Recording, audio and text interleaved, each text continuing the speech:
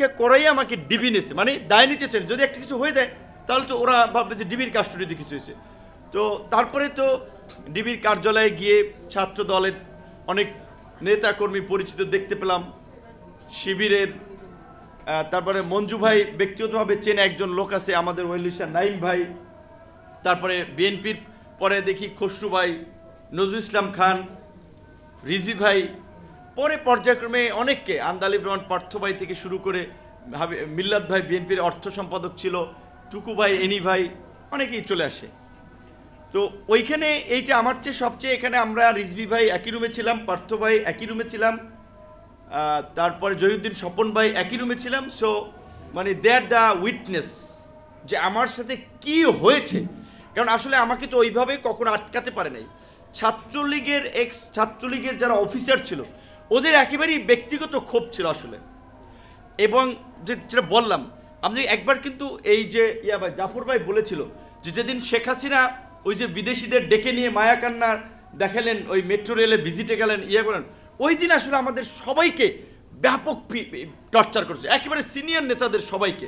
এবং একটা police officer, আমি তারে বলছিলাম যে ভাই আমি আসলে এই দুপুরবেলায় পিটমিট এগুলো রক্ত জমে আছে, আমি মানে হচ্ছে ওই পাকিস্তানের মুক্তিযুদ্ধের সময় একটা গল্পের মতো যে একটা কিশোরী ছিল, তাকে নাকি ধর্ষণ করা হচ্ছে পালাক্রমে, তখন তার মা বলছিল যে বাবা আমার মেয়েটা ছোট, তোমরা একটু করে আসো, হ্যাঁ মানে একটু লাইক উনি বুঝেছে যে একটু আস্তে আস্তে গ্যাপ নিয়ে আসো এরকম। তো আমি আসলে কি বলবো, তো আমি ভাবছি যে আমার তো এর আগে ঘটেছে, শরীরে যদি যেটা বলে মাসেল শেষে যায়, যেটা বলে স্যাসামাইড, এটাতে মাসেল ইনজুরি হয়, ওটা থেকে ক্রিয়েটিনিন বেড়ে যায়, কিডনি ড্যামেজ হয়, কিডনি ড্যামেজ হলে তখন আদার্স অনেক ধরনের জটিলতা তৈরি হয়। তখন আমার অবস্থা তো অনেকখানি আমি টের পাচ্ছি যে ওই রকম। তখন আমি বললাম তাহলে আপনাদের যদি জিজ্ঞাসাবাদ থাকে, আপনি যদি এক্সকিউজ করেন তাহলে সকালবেলাও চাইলে আপনি আমাকে ডাকতে পারেন। তখন একজন আর কি বলল যে ঠিক আছে, ওরা কিছু বলা লাগবে না, কিন্তু ওদের মধ্যে তো একাধিক টিম থাকে। উনি চলে গেল কথাবার্তা বলে, আরেকজন এসে ঠিকই যে হাত উঠাও, তো আইছি আমি তো চোখ তো বাধা, বুঝতে পারি না, বুঝছি কিছুর সাথে হয়তো ঝুলাইছে। তারপর আবার পা নিচে, পাও আপনার মানে হচ্ছে বাধা।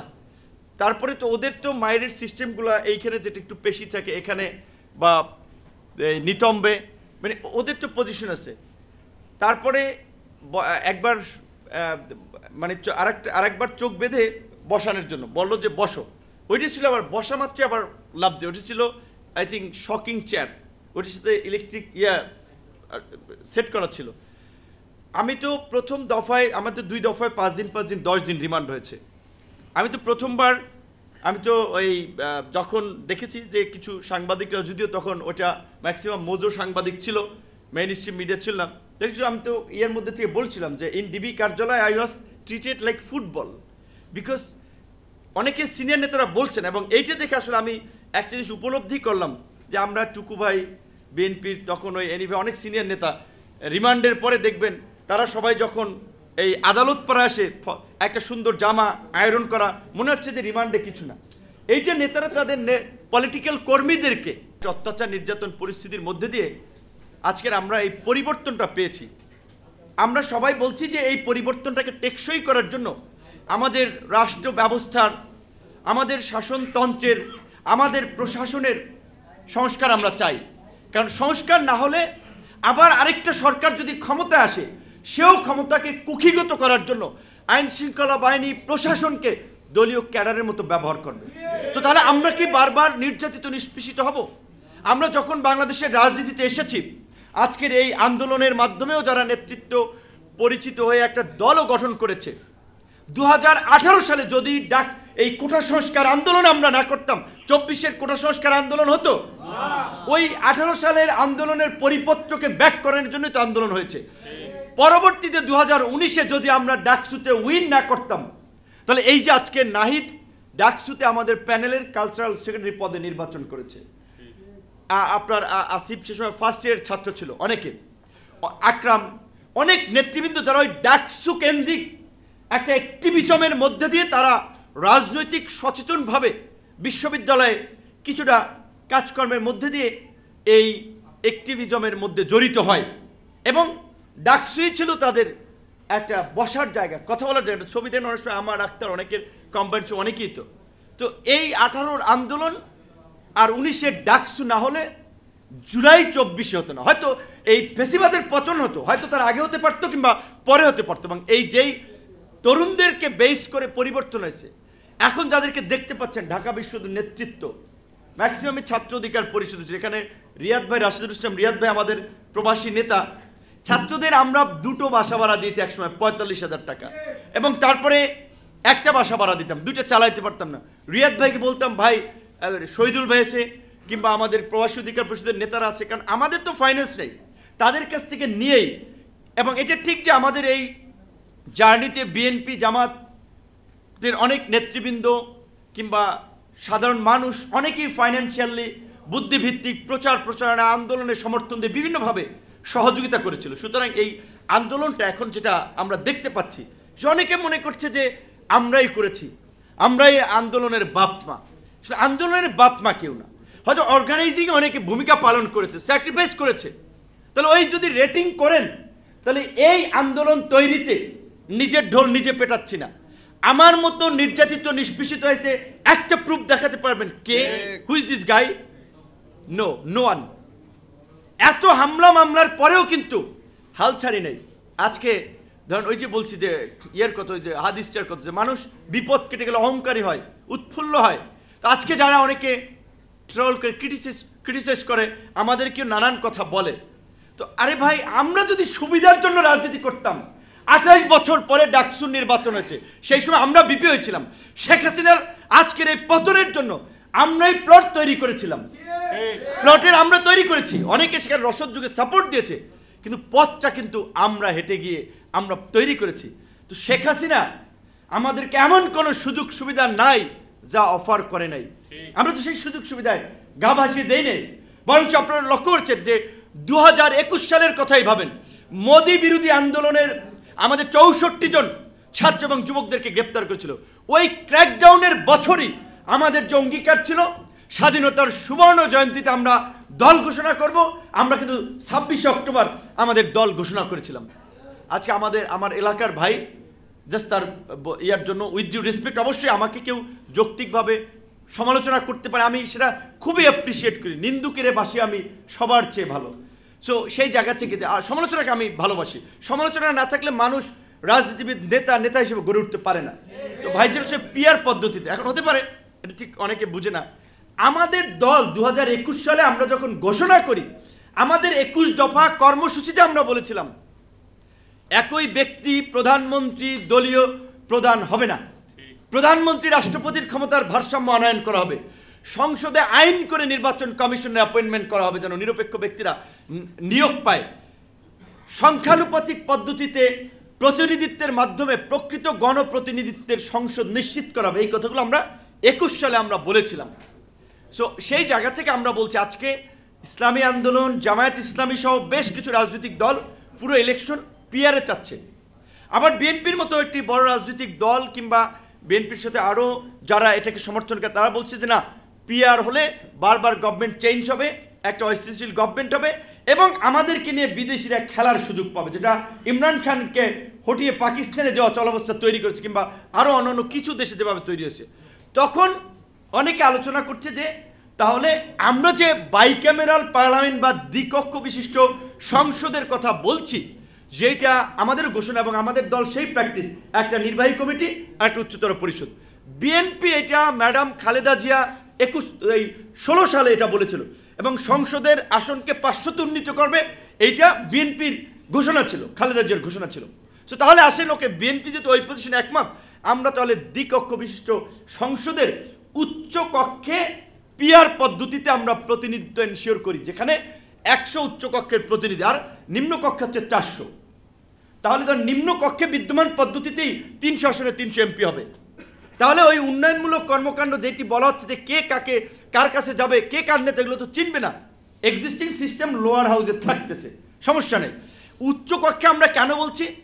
উচ্চ কক্ষ আইন প্রণয়ন করার কোনো ক্ষমতা থাকবে না, তারা জাস্ট কিছু বিলকে, কিছু প্রস্তাবকে স্ক্রিনিং করতে পারবে, ডিসকাস করতে পারবে।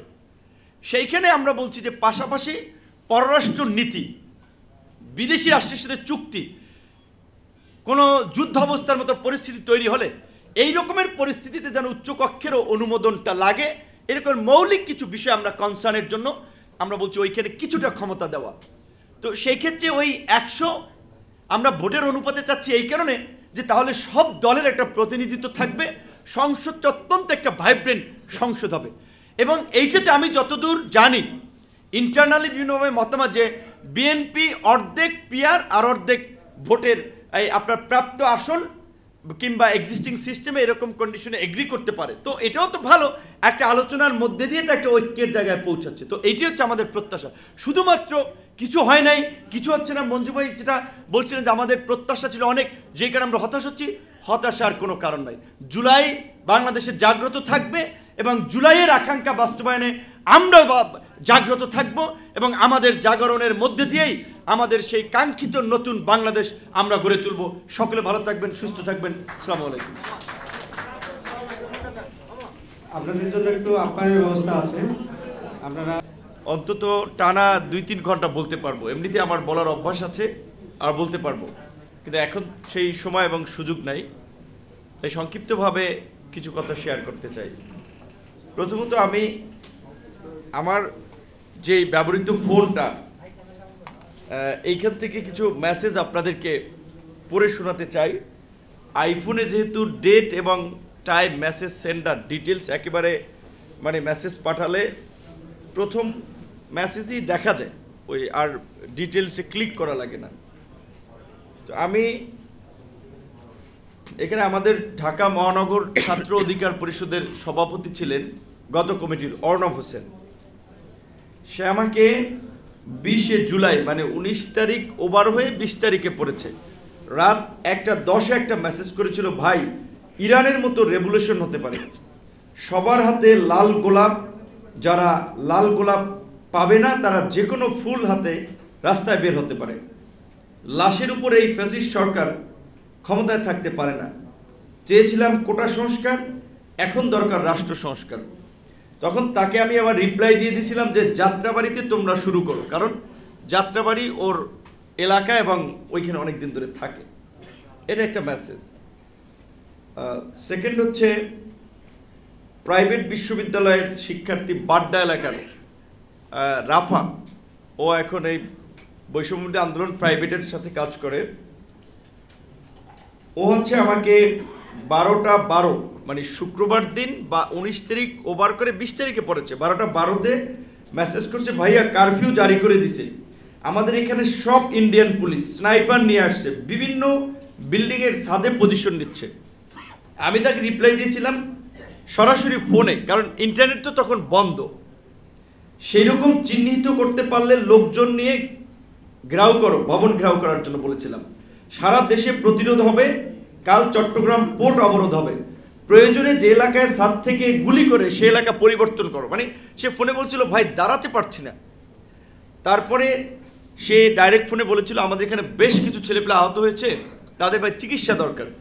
তখন আমি বিএনপির আপনার চেয়ারপারসনের উপদেষ্টা ডাক্তার ফরহাদ আলিম ডোনার ভাই, ওনার নাম্বার এবং বিএনপির স্বাস্থ্য বিষয়ক সম্পাদক বিএসএম রফিক ভাইয়ের নাম্বার দিয়ে দিয়েছি, কারণ ওনারা দুইজন আগে থেকে আন্দোলনে যখন ছাত্ররা আহত তখন আমি খসরু ভাই সহ মহাসচিব, বিএনপির মহাসচিব, তাদেরকে যখন জানিয়েছিলাম যে ছাত্রদের চিকিৎসার ব্যবস্থাটা আমাদের অন্তত করা দরকার, ঢাকা মেডিকেলে পেশেন্ট ভর্তি নিচ্ছে না, ছাত্রলীগ ওইখান থেকেও মাইরা পাঠাইতেছে, সুতরাং আপনাদের যেহেতু বড় সংগঠন, ড্যাব আছে, ডাক্তার আছে, প্রাইভেটে অন্তত আপনারা জামাতের আপনারা সবাই একটা টিম রেডি করেন, চিকিৎসা যেন ছাত্ররা পায়।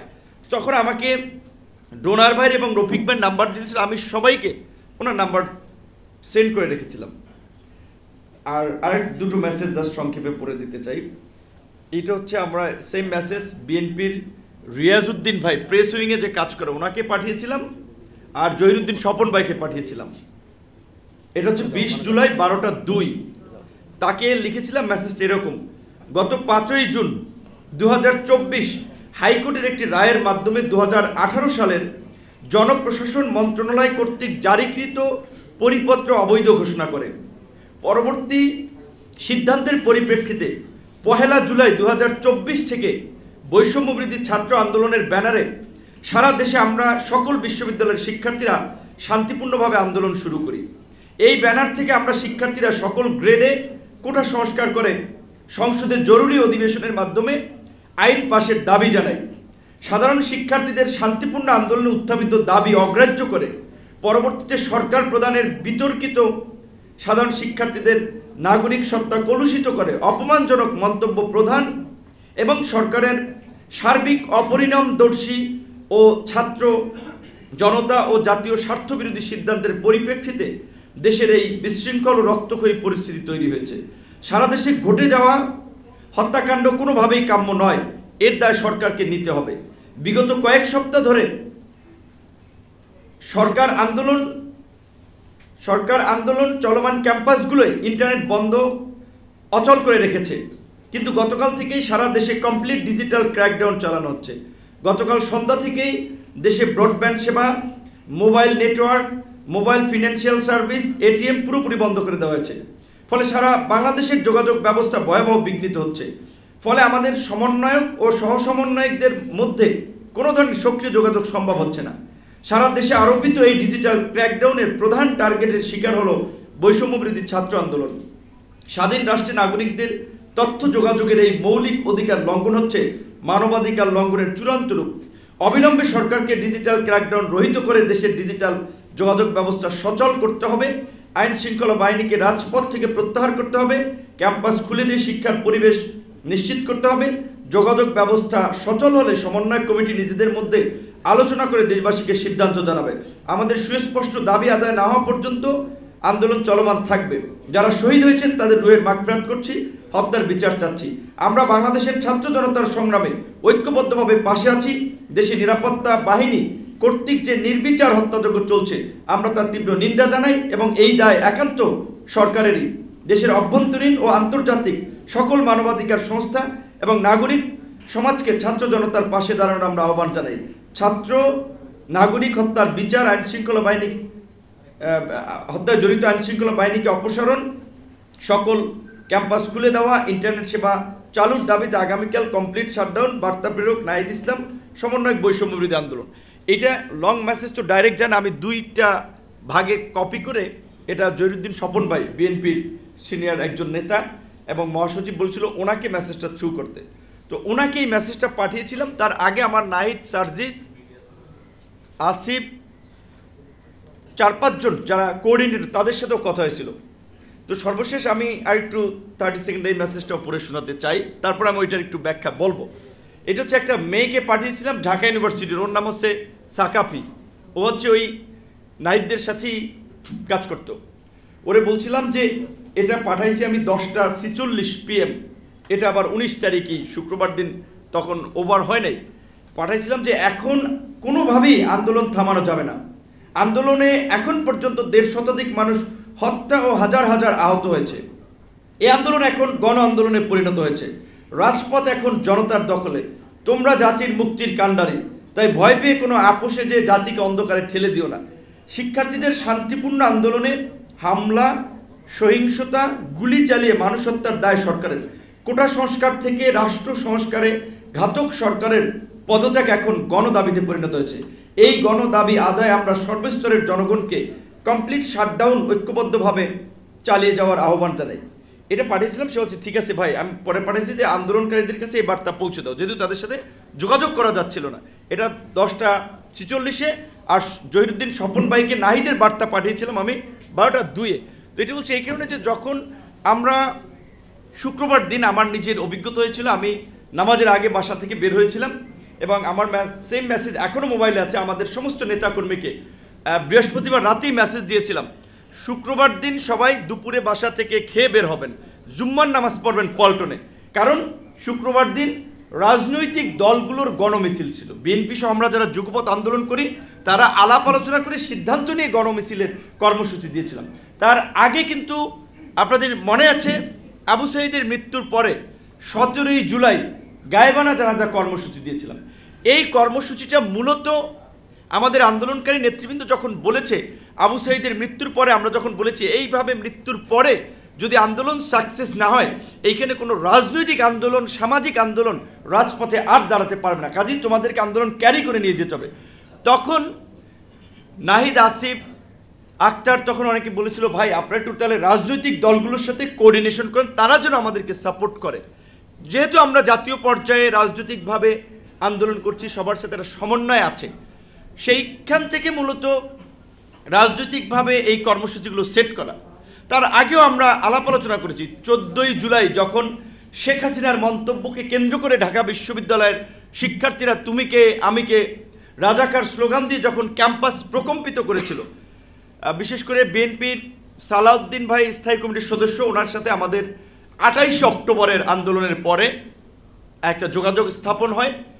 কারণ সেই সময় বিএনপির মহাসচিব খসরু ভাই সহ যারা এখানকার কোঅর্ডিনেশন করতে আন্দোলনে, তারা মূল নেতারা জেলে চলে যাওয়ায় তারেক রহমানও আমাদের অনেকের সাথে তখন যোগাযোগ করেছে, পরামর্শ দিয়েছে, মতামত নিয়েছে।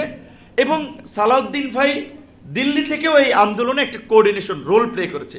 সেখান থেকে যোগাযোগ হওয়ায় ওই 14 তারিখ আমরা তখন সালাউদ্দিন ভাইয়ের সাথেও আমি, রাশেদ ভাই গ্রুপ কলেও কথা বলি যে ভাই আজকে যা দেখতে পাচ্ছি এইখানে ছাত্ররা রেজিস্ট্যান্স করবে, আপনারা ছাত্রদল এবং আপনাদেরই যেহেতু মিত্র জামাত, কাজী যেহেতু মেইন পলিটিক্যাল পার্টি বিএনপি জামাতের মিত্র, জামাতের সাথে কথা বলেন শিবিরে যেন ছাত্রদল শিবির যেন ছাত্রলীগকে আজকে রেজিস্ট্যান্স করে এবং ছাত্রদের উপরে হামলা হলে ছাত্রলীগকে প্রতিহত করতে হবে, ক্যাম্পাস ছাড়া করতে হবে। এবং দেখছি মেয়েদের হল থেকে বের করে দেওয়া ঘটনাগুলো ঘটেছে। তো রাজনৈতিকভাবে আন্দোলনের ছাত্ররা যখনই আক্রান্ত হয়েছে তখনই ছাত্রদের পাশে ছিল, রাজনৈতিকভাবে সহযোগিতা করার জন্য। বিশেষ করে আন্দোলনের সিনিয়র সংগঠক হিসেবে, যেহেতু 2018 সালে আমরাই এই আন্দোলনকে সংগঠিত করেছি, সেই অভিজ্ঞতা থেকে আমরা শুরু থেকেই আমরা চেয়েছিলাম যে এই আন্দোলন যেন একটা গণ আন্দোলনে পরিণত হয়, যদি সম্ভব হয়। সেই জায়গা থেকে আমাদের ভূমিকা মনে করেছি যে শুধুমাত্র ছাত্রদের দ্বারা এই আন্দোলন সফল করা যাবে না যদি একটা পর্যায়ে এখানে রাজনৈতিক সম্পৃক্ততা না তৈরি হয়। তো সেই ক্ষেত্রে আমরা দেখেছি রাজনৈতিক দলগুলো ইতিবাচকভাবে সাড়া দিয়েছে, যার ফলেই কিন্তু এই গণ অভ্যুত্থান সম্ভব হয়েছে। তো এই মেসেজ পাঠাতে গিয়ে এই যে ইন্টারনেট শাটডাউনের পরে ডাইরেক্ট ফোনে আমি অনেককে ফোন দিয়ে বলেছিলাম, মানে ভাবছি যে সংক্ষিপ্ত সময়ের মধ্যে যত মানুষকে ফোন করতে পারি। কারণ আমার কাছে এর আগে একটা সোর্স থেকে আমাকে বলছিল যে আমি গাড়ি পাঠাচ্ছি, তুমি চলে আসো ওই গাড়িতে, মানে আমাকে একটু পালিয়ে থাকার জন্য, যে তুমি গ্রেপ্তার হয়ে যাবা। তখন যে গাড়ি পাঠাবে বলেছিল সে মাঝে মাঝে তথ্য দিত, কিন্তু তার প্রতি আমার একটু ডাউট ছিল, বিকজ সেও এজেন্সির সাথে খুব ভালোভাবে কানেক্টেড। সো কাজে আমি ভাবছি যে এখন গুলি চলছে বিল্ডিংয়ের ছাদ থেকে, এখান থেকে ওখান থেকে গাড়ি যাব, এমনিতেই তো আমরা টার্গেটেড, কে কোন জায়গা দিয়া গুলি করে নাকি, তো এর তো নিরাপত্তা নাই। এবং গাজীপুরের আব্দুর রহমান ভাই এখানে আমাদের শ্রমিক নেতা ছিল, আমাদের রবিন, ওর বাইক আমার বাসার নিচে, যে ভাই আপনি যদি যান আমি চিপায় চাপায় দিয়া বাইক এমনভাবে চালাবো গুলি টুলি লাগবে না, মানে বাইক তো রানিংয়ের উপরে, সে আমাকে বলছিলাম। আমি বলছি না, আমি বের হবো না। তো আমি যাই হোক, আমার ওয়েলউইশার তার গাড়ি পাঠানো, আমি সেটাও বলছি না, গাড়ি পাঠানো লাগবে না, আমি বাসায় থাকবো গ্রেপ্তার হলেও। এবং তখন আমি চিন্তা করছি আমি যদি গ্রেপ্তার হয়ে যেতে তো হয়ে গেছি, আর যতক্ষণ পারি সবাইকে ফোন দিয়ে ট্রিগার করি যে সবাই যেন আন্দোলনে থাকে।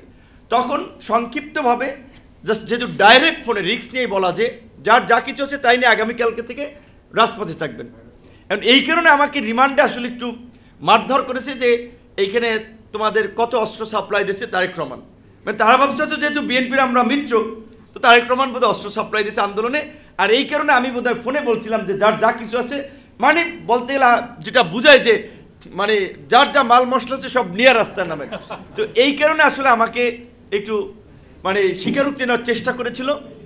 এবং যুব দলের নয়ন ভাই, রবিউল ইসলাম নয়ন ভাই, সত্যিকার অর্থে আমি তখন জানতাম না যে রবিউল ইসলাম নয়ন উনি কবে থেকে যুব দলের ঢাকা মহানগরের দক্ষিণের সেক্রেটারি বা সভাপতি, আমি এটা জানতাম না। কিন্তু আমি ডিবির কার্যালয়ে যে ওনার নাম শুনে বলছি রবিউল ইসলাম নয়ন কোথায় আছে, আমি বলছি ভাই নয়ন তো আমি চিনি না। তখন ডিবির অফিসার তো বুঝেন, তার এদের তো মুখের ভাষা, তখন গাড়িতে শালা তুই চেনোস না ভাবদারস, মানে এই ধরনের ইয়া করতেছে। আসলে আমি নয়ন ভাই, উনি আমি জানি না যুবদল কবে থেকে মহানগর দক্ষিণ বা কি পর্যায়ের নেতা আমি চিনি না, কারণ আমার তো সিনিয়র নেতাদের সাথে সবার সাথে একটা যোগাযোগ। পরে খোঁজ পাইলাম যখন এই ডিবির এই গারদে আসলাম যে না, সে দক্ষিণের এবং সে খুব মানে একজন কৌশলী নেতা বা আন্দোলন সংগ্রামে ভালো রোল, তখন বুঝলাম যে এই কারণেই বোধহয় আমার এই খোঁজ করছে। আর কেন খোঁজ করছে বলছে যে ওদের অভিযোগ যে বাড্ডার রামপুরা এলাকায় জামাত শিবিরের ছেলেরা থাকে, আর ওটা হচ্ছে বাড্ডার কায়ুমবাইর এলাকা, আমিও ওই এলাকায় থাকি। এই রবিউল ইসলাম নয়ন তারা সহ আমরা নেক্সাসে মানে এই ভায়োলেন্স করেছি, তাদের এই স্বীকারোক্তি নেওয়ার চেষ্টা করছে। আমাকে বারবার ওই যেটা আবু হানিফ ভাই বলেছে, মঞ্জু ভাই বলেছে যে তার যে পিনাকি কেমনে জানলো সেটা তারকে জিগায়। তো আমাকে বলেছে যে দেখেন এই যে মেট্রো রেলে আগুন, এই যে আপনার বিটিভি ভবনে আগুন, মামলা হয়েছে 37টা, সব মামলায় ঢুকামু কিন্তু একেবারে 5 বছরের আগে বাইরে যেতে পারবি না। আর যদি আমাদের কথা অ্যাটলিস্ট স্বীকারোক্তি দাও তাহলে আমরা চার্জশিটটা এমনভাবে দেবো জামিন টামিন পেয়ে যাবা, এখন তুমি ভাবো কি করবা। আর আমাকে তুলে নিয়ে গেছিলো, সেটা তো বলছি যে আসলে এত ঘটনা আর এগুলো বলতে গেলে অনেক টাইম লাগবে। তো সংক্ষিপ্তভাবে আমি বলি যে সাধারণত আমরা বাসায় তো একটু ঘুমানোর সময় পুরানো কাপড় পরেই ঘুমাই। তো আমার একটা এই প্লো শার্ট পরে আমি ঘুমাইছিলাম, আমার একটা ছোটো বাচ্চা আছে, যেহেতু বাচ্চারা তো এমনিতে রাতেই করে দেয়, তো প্রস্রাব করে দিয়েছে, যেহেতু আমাদের মাঝখানে বাবার মাঝখানে ঘুমায়, আমার একটা সাইড ভিজে গেছে, আমি টের পাচ্ছিলাম। আর আমি ওই দিন ঘুমাইছিলাম সম্ভবত 1:45 কি 2টার দিকে, ঘুম আমি পড়ি নাই, তার আগেই যে দরজার ধাক্কি আমি বুঝতে পারছি যে আসলে এরা চলে আসছে। হ্যাঁ, যখন দরজার এই ধাক্কানি দেখে আমি বুঝতে পারছি, আমি কি করব বুঝতে পারছিলাম যে কি কোথায় লাভ দিব, কোথা দিয়ে হাইড করব, কিচ্ছু তো করার নেই। তখন ভাবছি আর হাইড করা যাবে না, গ্রেপ্তারি হতে হবে। তো তাহলে জাস্ট আমি চিন্তা করছি যে ফোনগুলো সেভ করতে, কারণ ফোনে অনেকের সাথে অনেকের কমিউনিকেশন পাবে, তাহলে অবস্থা খারাপ করবে। তখন এখন আমি কি করব যে ফোন কোথায় রাখবো, এর মধ্যে তারা দরজার ধাক্কায় দিতে খেতে ভেঙে ঢুকে গেছে। তো আমি তখন ওই ফোনটা নিয়ে আমি জাস্ট নাহিদদের সাথে আসিফদের সাথে কথা ছিল যে কল লিস্টটা ডিলিট করব, ডিলিট করতেছিলাম, কয়েকটা মেসেজ ওই যেগুলো ডাইরেক্ট ফোনে পাঠাইছিলাম ডিলিট করতেছিলাম। এর মধ্যে যখন ঢুকে পড়ছে তখন আমি ওই যে বাচ্চারা রাতে তো একটু পায়খানা প্রস্রাব করে, কাপড় থাকে এক পাশে মানুষ রাখে, তখন আমি চিন্তা সব করলে এই বাচ্চাদের প্রস্রাবের কাপড় টাপড় এইগুলো খোঁজ করবে না, তখন আমি একটা কাঁথা বাজ করে এই ফোনটা ঢুকেছি আর কি। আর আমার একটা ফোন মাঝখানে যাই হোক ওটার মধ্যে ইনফরমেশন ছিল, বাট 2 দিন আগে ফোনটা হঠাৎ করে ব্যাটারি ডাউন না কি যেন নষ্ট হয়ে গেছিলো, ওইটা যে ফোন তো দিবি। আর একটা ফোন নিছি যেটার সাথে কিছু নাই, মানে ফোন জিজ্ঞেস করছি কোনটা কয়টা ফোন ইউজ করো, আমি বলছি 2টা, এই 2টা, কারণ জানি এগুলো ওরা খোঁজ করবি।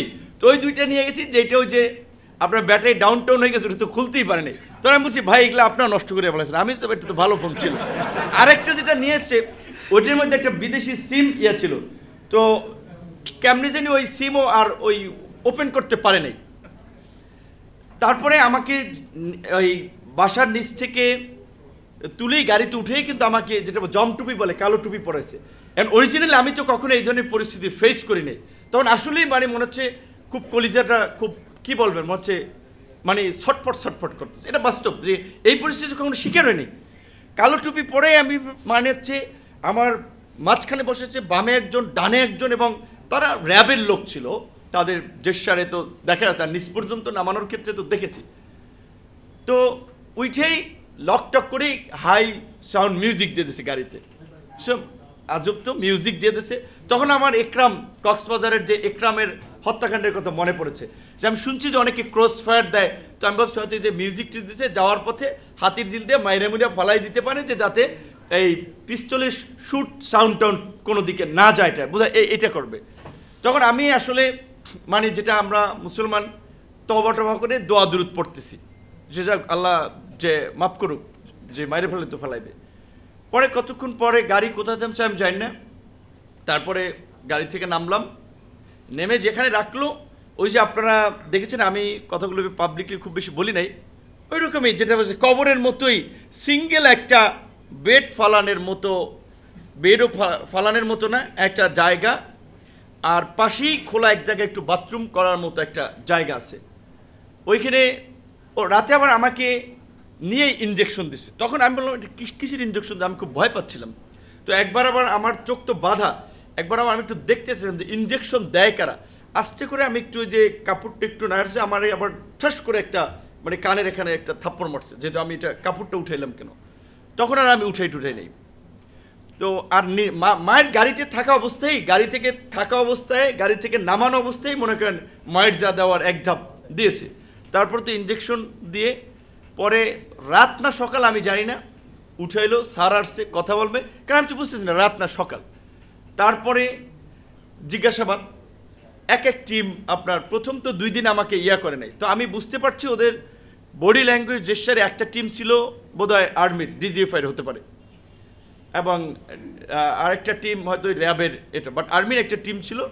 তারা খুব পোলাইটলি কথা বললো, সম্মানের সাথে, যে I know you are strong man, 2-4 line ইংরেজিতে বাংলায় বললো, সো তুমি একজন বোল্ডলি কথা বলো, আমরা পরিষ্কারভাবে জানতে চাই এই আন্দোলনে তোমার সম্পৃক্ততা এবং এই মেট্রো রেলের আগুন, এই সমস্ত ঘটনায় আবার তারেক রহমানের সাথে বিএনপির সাথে তোমাদের নেক্সাস, তুমি যদি অনেস্টলি বলো তাহলে আর আমাদের কোনো চর্চা করা লাগবে না, রেকর্ড আর অন আছে।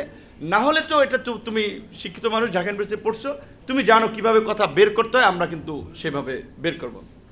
আমি যদি ওই রেকর্ড নিশ্চয়ই ওনাদের কাছে আছে, অফিসিয়াল ডকুমেন্ট সংরক্ষিত আছে, কারণ 111 ওবায়দুল কাদেরদেরকে কালো কাপড় পরে চা খাওয়াইতেছে আর জিজ্ঞাসাবাদ করতেছে, এই ভিডিও তো পরে ছাড়ছে, এই রেকর্ডও আছে। তো আমি পরিষ্কারভাবেই বলছি যে দেখেন, আমি তো সরকার বিরোধী মানুষ, শেখ হাসিনার অত্যাচার নির্যাতনে গোটা দেশের মানুষও বিপদগ্রস্ত, আমরাও বিপদগ্রস্ত, কাজী এইটা আমাদের একেবারেই ইন্টেনশন সবসময় ছিল, যে কোনো পরিস্থিতিতে আমরা যদি শেখ হাসিনার পতন ঘটাইতে পারি। তো আমাদের কাছে মনে হয়েছে এই আন্দোলনে যেইভাবে নির্বিচারে মানুষ মারছে, এই যে হত্যাযজ্ঞ আপনারা আগুনের কথা বলেন, এগুলো আমাদের উপরে দায় চাপান, এগুলো শেখ হাসিনা সরকারের এজেন্সি করেছে। তো এগুলো বলার পরে তো বলতেছি ভালো, মানুষ শুনতেছে, পরে আপনার হাত কেমনে যে এইভাবে উঠেল দেখলাম, আপনার পায়ে এই যে নিচে কি পিঠে, এখানে পিঠে, তারপরে আবার এই 2 সাইডে, কতক্ষণ পর হচ্ছে আমি মনে হয় লাইক কি বলবেন, প্লেনে উঠলে অনেক সময় হঠাৎ করে মনে হয় যে তব্দ দিয়ে যায়, যেটা আঞ্চলিক ভাষা বলে কানই হয়ে যায়, মনে হচ্ছে ওই রকম। পরে তো ওখানেই পড়ে গেছিলাম অনেকক্ষণ। আচ্ছা, আজানের পরে বলছি কত লং হবে, আজানের পরে 2-3 মিনিটে শেষ করবো তাহলে।